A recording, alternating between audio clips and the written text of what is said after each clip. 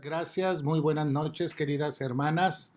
Para mí es un gozo, un gusto poder estar aquí con ustedes en esta primera reunión de Ciemas y Seda y agradecemos a todas ustedes su participación al estar presentes.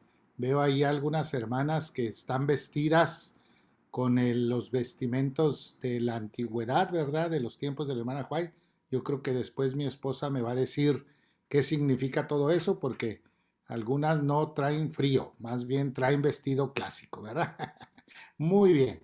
Bien, pues me tocó dar este tema de cómo administrar el dinero en el hogar.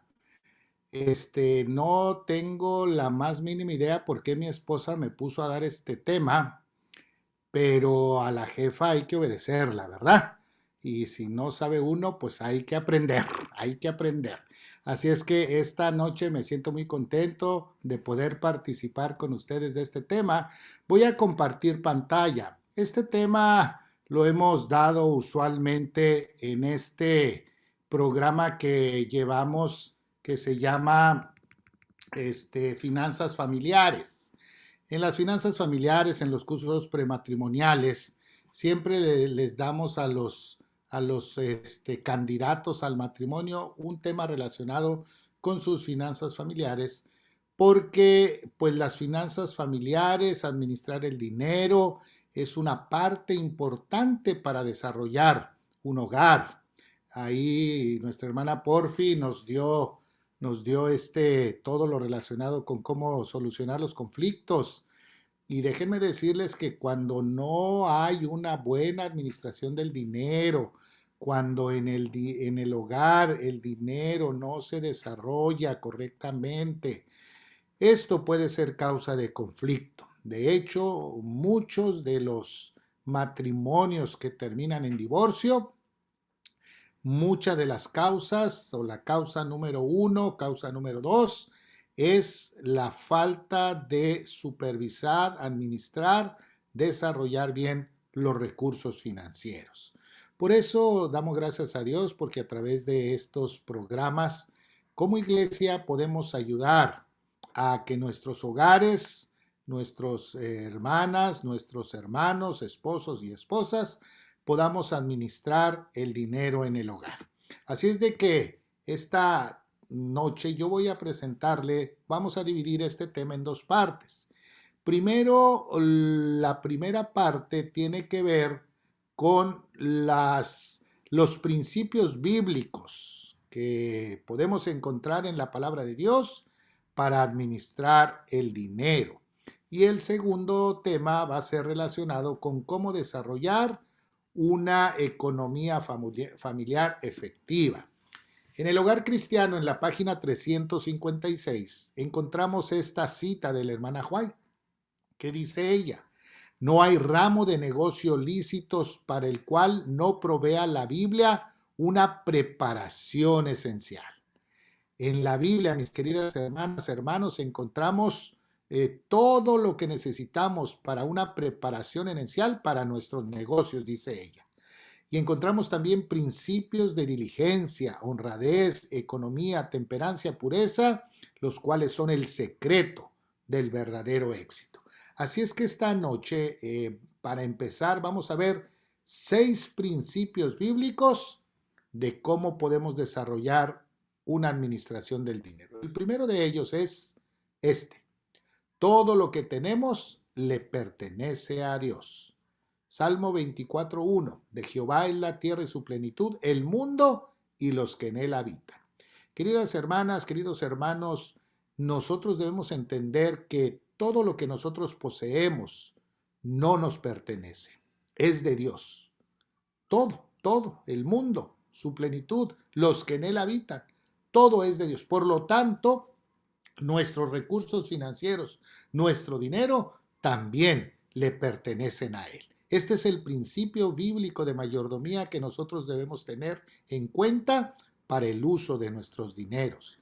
La mayordomía cristiana nos dice que todo lo que tenemos le pertenece a Dios y nosotros somos sus administradores solamente, somos sus mayordomos. Por lo tanto, debemos cuidar nuestros recursos financieros, debemos usarlos correcta y adecuadamente. Porque hay quienes dicen, no, no, no, es mi dinero y yo hago con él lo que yo quiera.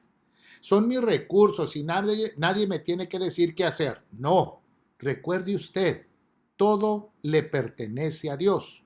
Usted solamente es un administrador de sus propios recursos que han sido dados para bendición de su hogar.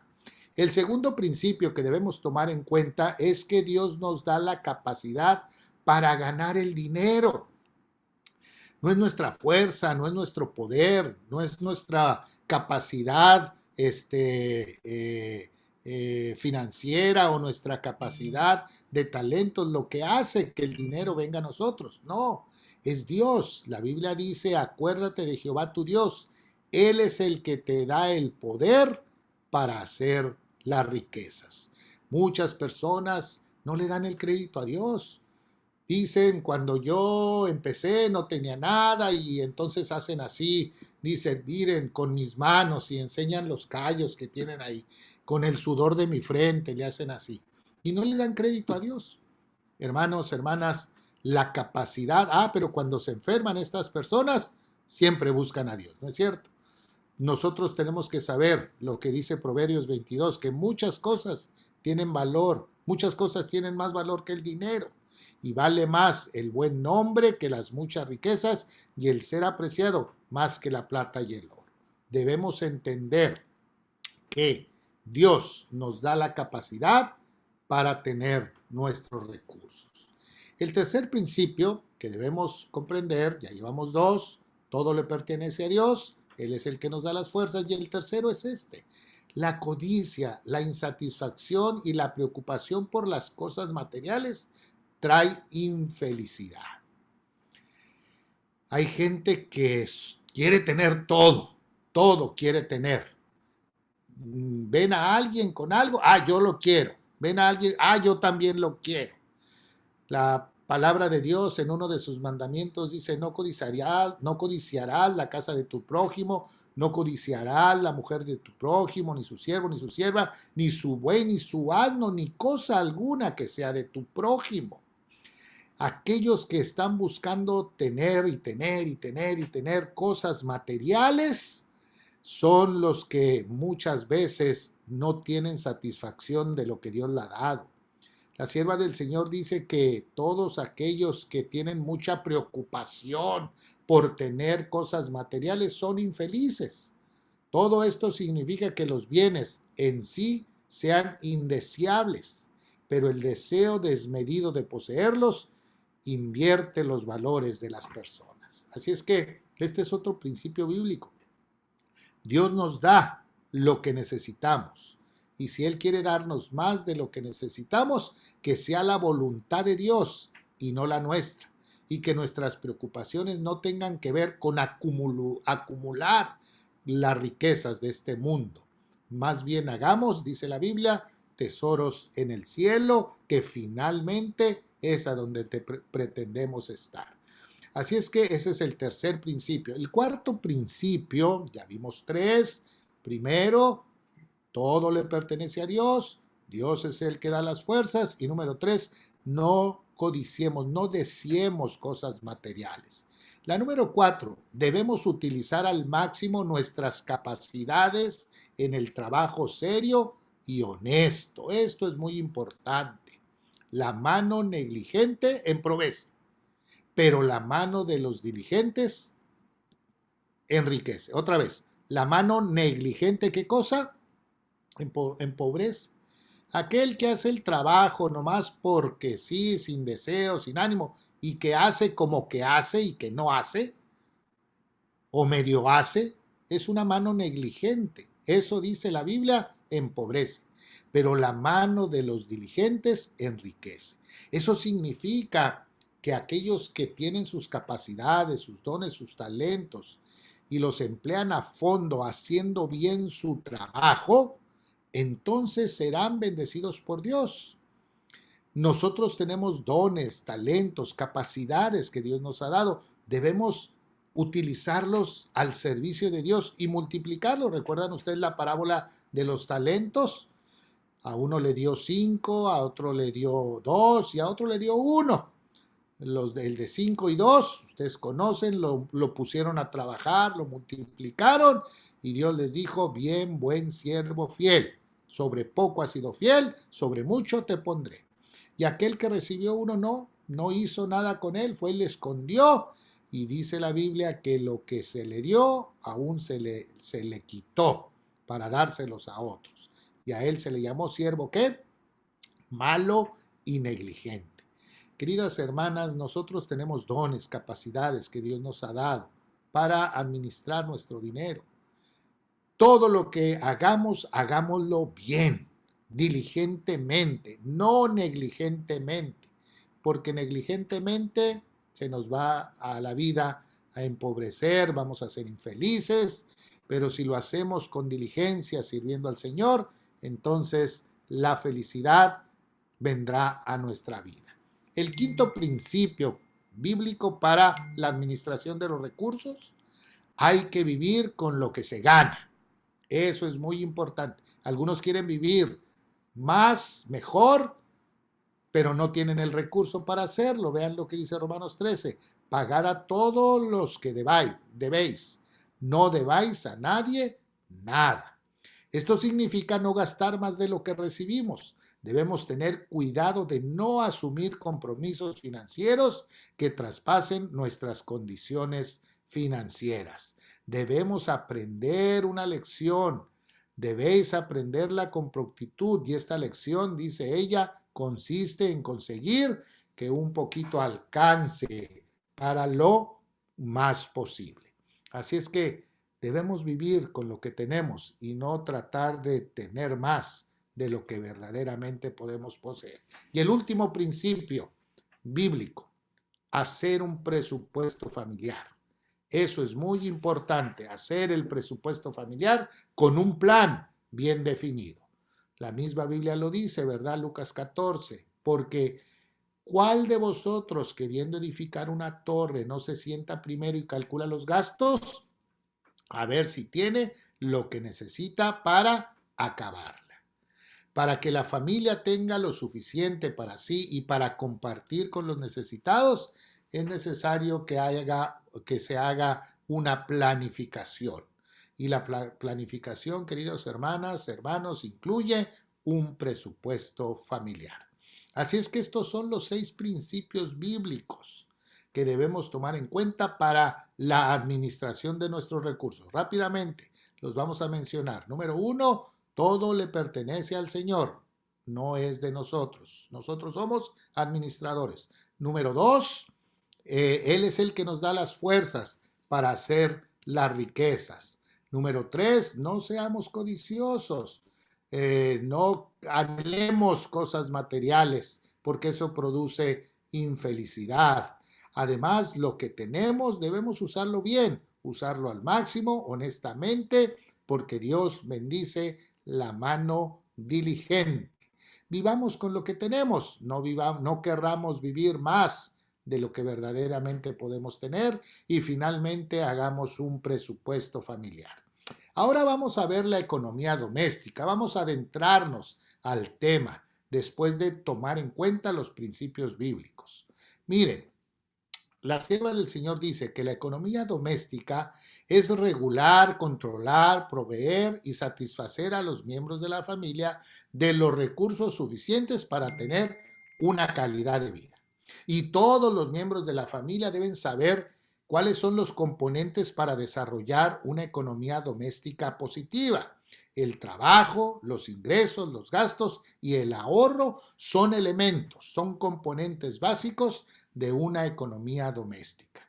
Esto no significa que debemos ser mezquinos, no significa que debemos ser austeros, no significa que debemos ser pobres para poder tener una economía doméstica. Algunos confunden la economía doméstica, confunden con la pobreza, algunos incluso con la humildad lo confunden. Dios no quiere que seamos pobres en nuestros recursos. Él quiere que nosotros los administremos sabiamente, que tengamos un gasto prudente de los recursos porque hay que hacer una gran obra, que seamos prudentes en utilizar los recursos.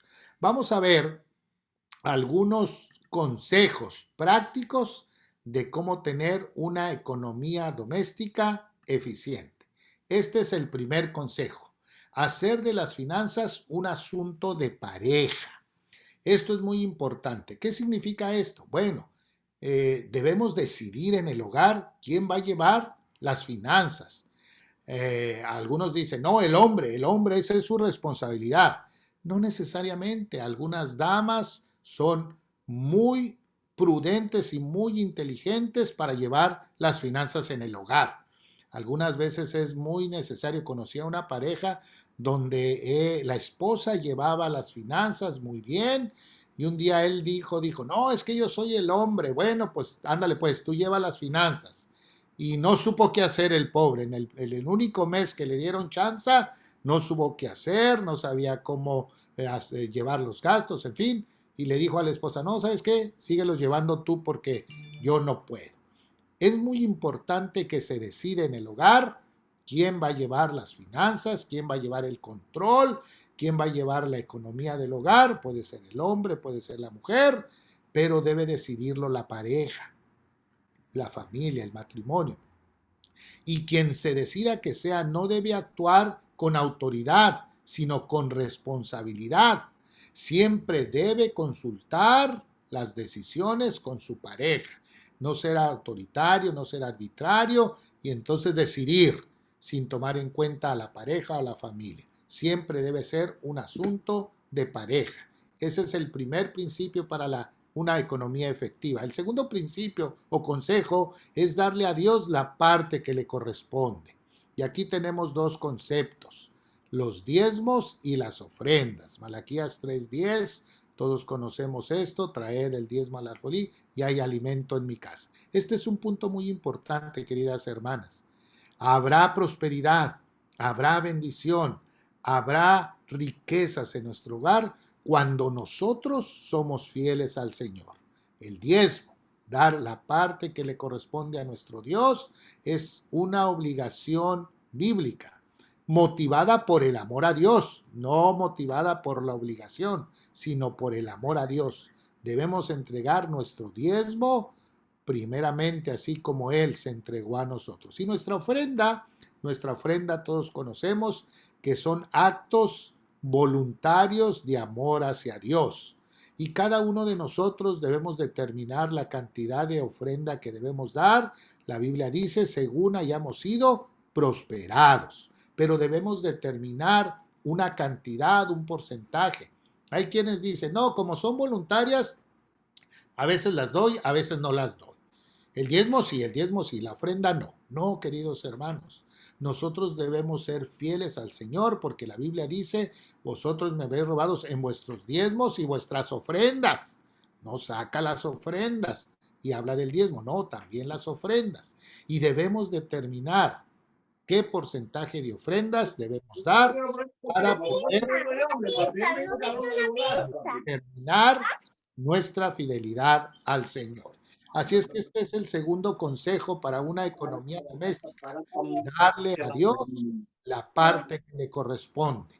El tercer consejo para una economía eficiente es no desperdiciar los recursos. Recuerde que no debemos desperdiciar los recursos. ¿Qué es desperdiciar? Es consumir o gastar una cosa inadecuadamente, sin sacar ningún provecho, sin tener ninguna necesidad, simplemente porque lo quiero.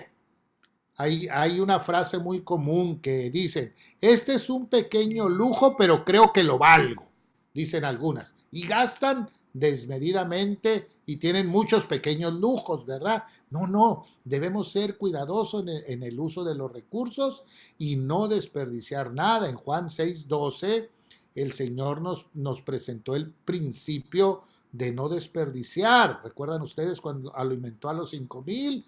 Les dijo a los discípulos, y ya que terminaron de comer, recojan todo lo que sobra, ¿verdad? Y entonces pónganlo en cestas, en canastas.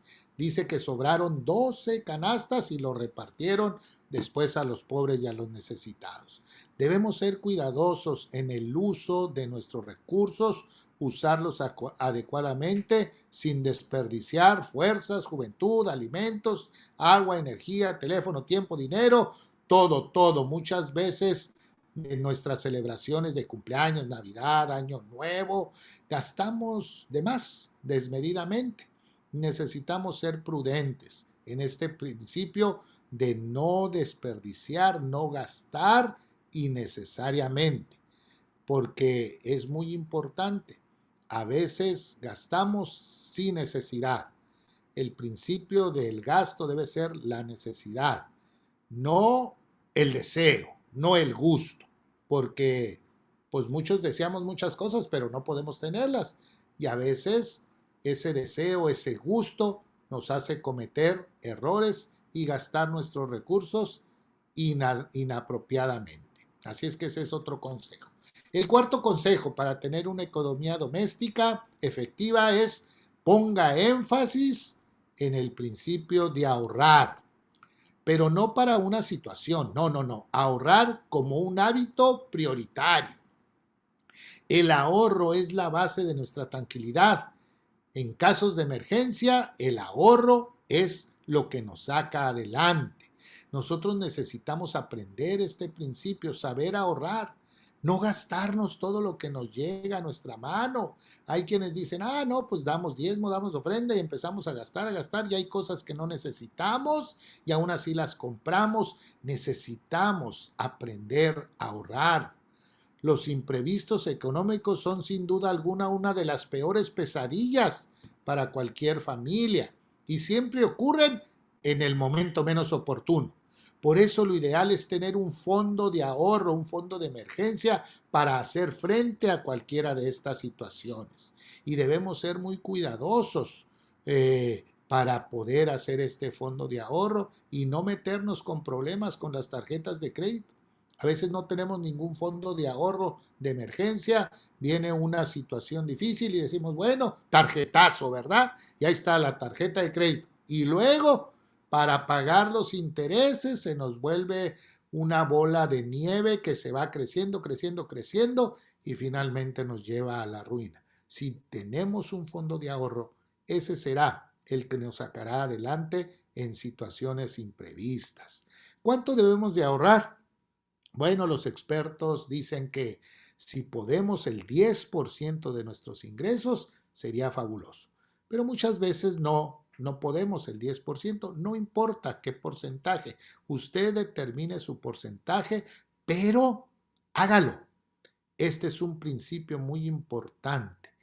Siempre tenga un fondo de ahorro, no solamente para casos de emergencia, muchas veces no tiene casos de emergencia, tiene ese dinero y entonces usted puede adquirir o usar ese dinero en una situación que le venga a la mano. El quinto principio, ya estamos por terminar, ya nos falta pocos minutos, no se me duerman. Muy bien, el quinto principio: plantéese fuentes adicionales de ingreso. Esto también es una forma de desarrollar la economía doméstica. Hay situaciones en las cuales es importante que se plantee conseguir nuevas fuentes de ingreso, honestas, indudablemente, ¿verdad? Para que nos permitan vivir más holgadamente. Miren lo que dice la Biblia: considerad la heredad y la compra, y planta viñas del fruto de sus manos, ciñe de fuerza sus lomos y esfuerza sus brazos. Ve que van bien sus negocios, su lámpara no se apaga de noche, aplica su mano al uso y sus manos a la rueca, hace telas y vende, y da cintas al mercader. La palabra uso no está mal escrita, este es el instrumento con que los antiguos hacían telares, ¿verdad? La rueca también. Entonces aquí está hablando de una persona que ponía a trabajar su rueca, hacía telares, vende telas a los mercaderes, o sea, está diciendo otra fuente de ingreso. A veces nosotros podemos vender otros productos como alimentos, otras cosas. Podemos colportar también, ¿verdad? Repartir literatura es otra forma de ingresos también para nuestra vida, y podemos tener ingresos extras al salario de nuestro esposo, de nuestra esposa, cuando tenemos ingresos extras a través de alguna venta de artículos como son, pues yo pongo aquí alimentos, productos como el colportaje, los libros. Para mí esa es una forma de tener ingresos extras para poder incrementar nuestra economía también. Ese es otro consejo. Ya nomás nos quedan 2 consejitos, no se me duerman. El sexto consejo es consumir los servicios responsablemente. ¿Qué significa esto? Bueno, a veces salimos de una habitación y dejamos la luz prendida. La llave del agua la tenemos abierta cuando nos estamos enjabonando, poniendo champú, cuando nos lavamos los dientes. Ahí está la llave abierta, estamos derrochando. Ahorita cuidado porque estamos con escasez de luz, agua y ahora de gas también. Así es que hay que ser responsables en el uso de los servicios, ¿verdad? Donde no se necesite tener la luz prendida, hay que apagarla, donde no se necesite usar el agua, hay que cerrar las llaves. Seamos responsables en los gastos que hacemos, ¿verdad? A veces podemos ir a la tienda y vámonos en el carro y usamos gasolina para ir a 2 cuadras en el carro. Podemos caminar, hacer ejercicio y tener un uso responsable de nuestros recursos, de nuestros servicios. Y también debemos enseñar a nuestros hijos esto, ¿verdad? Que ellos aprendan a vivir adecuadamente y cultivar la abnegación a sus hijos, enseñarles por precepto y ejemplo la economía del uso de los recursos que nosotros tenemos. Esto ayudará a no despilfarrar nuestros recursos, a no desperdiciar, sino a ser responsables en el uso de nuestros dineros. Y el penúltimo consejo: disminuya o haga desaparecer sus deudas. Esto que tengo aquí en pantalla es una carta que la hermana Juárez le escribió a una persona, a un hermano de la iglesia, que tenía muchas deudas. No la voy a leer porque ya el tiempo lo tengo encima. Pero aquí la sierva del Señor le habla a esta persona y le dice que él ha hecho de las deudas una maldición para su vida. Las deudas son una maldición porque a él le gustaba gastar en cosas sin importancia, le gustaba gastar en cosas sencillas, en chucherías, ¿verdad? Vamos a decirlo así. Y él no le gustaba administrar el dinero. Y entró en un momento de deuda y entonces los acreedores tenían problemas con él. Y la hermana White le animaba a pagar sus deudas y no volverse a meter en ellas porque ella le dijo, son una maldición para la vida. Mire, ¿qué es una deuda? Bueno, pues el retraso de los pagos que tenemos, ¿verdad? Agrava nuestras situaciones. Usar las tarjetas de crédito o de débito desmedidamente sin tener un control. Eso es una deuda. Echarnos compromisos sin planeación. Aquí alguien me preguntó una vez, oiga, y si yo quiero comprarme un carro, una casa, pues no tengo el dinero completo para pagármelo y no endeudarme. Bueno, eso no se considera una deuda, se considera una inversión, ¿verdad? Porque usted va a planear la compra de un carro, de una casa, y va a saber cuánto va a pagar cada mes, en qué tiempo lo va a pagar, y va a ser responsable mensualmente de estar pagando ese compromiso que usted se ha echado. A eso le llamamos una inversión. Pero si usted se echa un compromiso y no lo cumple, entonces esa inversión ya se convirtió en una deuda. Y entonces esa deuda puede ser maldición para su vida. Cuando usted compra sin planeación, cuando usted compra sin saber por qué lo compra o el uso que va a tener de esa compra, sin planearla, simplemente porque le gustó, porque quiso o porque en ese momento tenía un recurso, pero más adelante ya no lo va a tener, entonces eso usted está adquiriendo una deuda que le va a llevar a graves problemas. Las deudas se planean a través de las inversiones que uno hace para la compra de una casa, para la compra de un carro, para simplemente planear unas vacaciones o para comprar algún mueble, en fin, lo que uno necesite planeado, eso entonces es una inversión. Y finalmente, el último punto ya para terminar, necesitamos desarrollar el presupuesto familiar. El presupuesto familiar, hermanas, hermanos, es una herramienta muy sencilla de elaborar.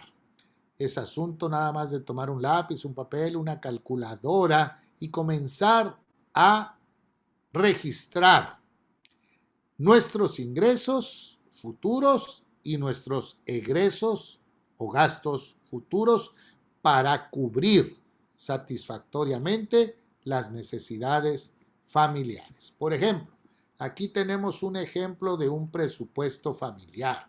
Es muy sencillo. En una parte se ponen los ingresos, que en este caso, pues el salario, son cantidades ficticias, y otros ingresos, el producto de la venta de algo, colportaje, venta de alimentos, en fin, o algún otro producto que usted desarrolle o algún otro ingreso extra. Nos da una cantidad de ingresos. Y entonces al lado ponemos los gastos, que serían los egresos, ¿verdad? Primero al Señor, el primer lugar, ¿qué cosa? El diezmo. Luego la ofrenda, otra cantidad igual. Luego los gastos que vamos a tener, la comida, renta de casa, si usted renta casa, los servicios públicos, los gastos médicos, la gasolina, la transportación, ropa, calzado, la inversión que usted tenga que hacer, si es que tiene alguna casa, algún carro, o simplemente la venta de los materiales que usted utiliza para tener otros ingresos, requiere una inversión. Bueno, ahí está también.